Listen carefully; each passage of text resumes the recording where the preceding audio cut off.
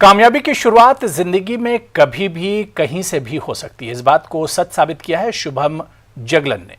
शुभम ने हरियाणा के एक छोटे से गांव में रहकर गोल्फ खेलने का ख्वाब देखा और अपनी मेहनत से ख्वाब को पूरा भी किया।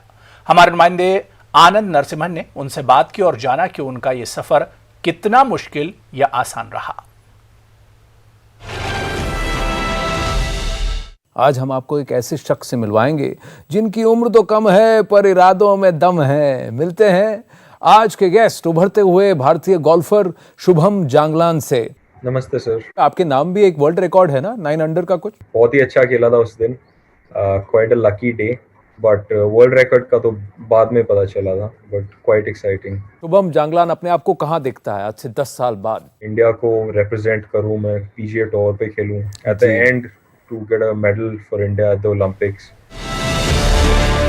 लॉटोलैंड प्रेजेंट्स, जीतेंगे हम। News 18 Network।